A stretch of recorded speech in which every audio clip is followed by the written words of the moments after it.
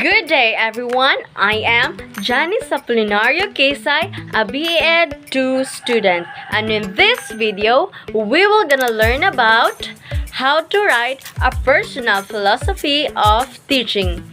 Let's have fun, let's learn and explore together.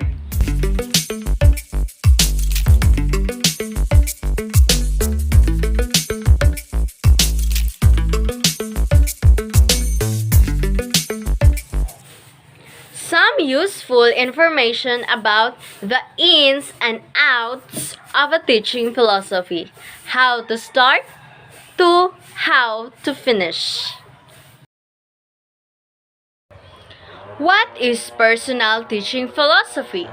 It is a statement of teaching philosophy, or teaching statement is a summation of your teaching strategies, beliefs, and practices, along with concrete examples of the ways those beliefs materialize in the learning environment, curriculum development, and among others.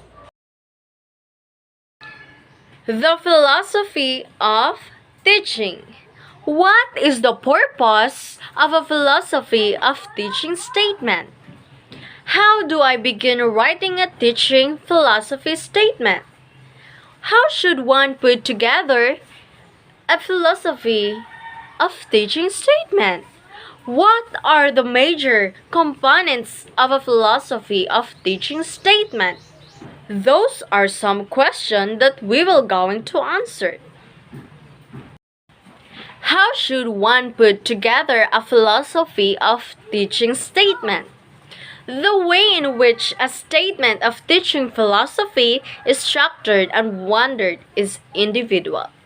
Disciplinary preferences can also affect the way in which a statement is presented in the terms of length, content, and format. Despite these differences, some common rules of thumb for formatting, such as document, have emerged over the years. First, philosophy of teaching statements are usually brief, 1 or 2 pages long. For some purposes, an extended description is appropriate, but length should suit the context. The second one, most statements avoid technical terms of favor language and concept that can be broadly appreciated. A general rule is that the statement should be written with the audience in mind. Third, narrative. First-person approaches are generally appropriate. In some fields, a more creative approach, such as poem, might be appropriate and valued. But in the most situations, a straightforward, well-organized statement is preferred. Some examples of format are, we have 1. Essay. 2nd, questions and answers. 3rd, creative, poem or extended metaphor. 4th one, we have the statement should be reflected and personal. What brings a teaching philosophy to life is the extent to which it creates a vivid portrait of a person who is intentional about teaching practices and committed to his or her career. What is the purpose of developing a philosophy of teaching? Why do teachers need to articulate their philosophy of teaching? What purposes does a philosophy of teaching serve? In his book, The Skillful Teacher in 1990, Stephen Brookfield points out that the development of teaching philosophy can be used for 4 purposes. They are personal purpose, political purpose, professional purpose, and pedagogical purpose. First, let us discuss the personal purpose. A distinctive organizing vision, a clear picture of why you are doing what you are doing that you can call up at points of crisis, is crucial to your personal sanity and morally. The second one, which is the political purpose. A sense that your position is grounded in a well-developed and careful conceived philosophy of practice. You are more likely to gain a measure of respect for your thoughtfulness and commitment, which is important both for your self-esteem and for your political survival. The third, we have professional purpose, a commitment to a shared rationale for college teaching is important for the development of a collective identity and hence for the development of professional strengths and among others. The fourth one, we have pedagogical purpose. Teaching is about making some kind of dent in the world so that the world is different than it was before you practiced your craft.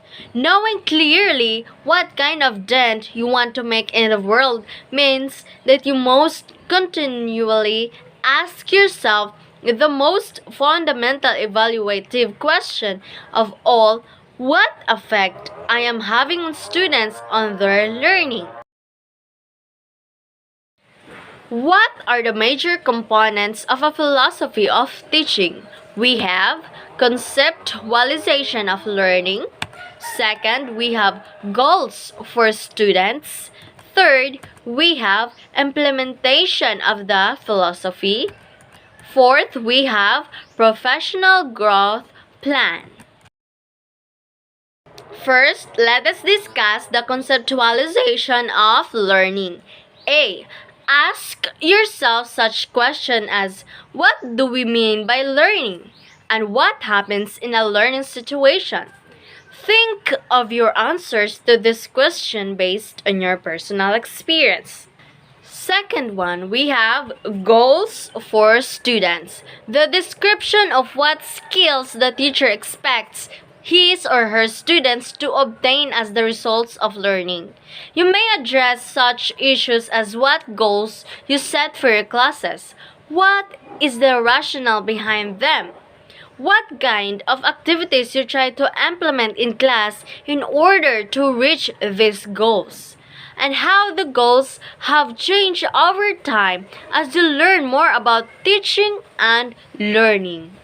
For instance, you can describe how you have expected students to learn not only the content, but also skills such as critical thinking, writing, and problem solving, followed by elaboration on how you have designed or planned individual sessions towards accomplishing the goals. The third one of the major components of a philosophy of teaching statements is implementation of the philosophy. Implementation of the philosophy is very important component of the statement of a teaching philosophy should be the illustration of how one's concept about teaching and learning goals for students are transformed into classroom activities. Ask yourself, how do I operationalize my philosophy of teaching in the classroom? And what personal characteristics in myself or my students influence the way in which I approach teaching? To answer this question, you may reflect on how you present yourself and course materials. What activities, assignments, and projects you implement in the teaching learning process. How you'd interact with students in an outside class, and the consequences. The fourth one, we have professional growth plan. It is important for teachers to continue professional growth, and to do so, Teachers need to set clear goals and means to accomplish these goals.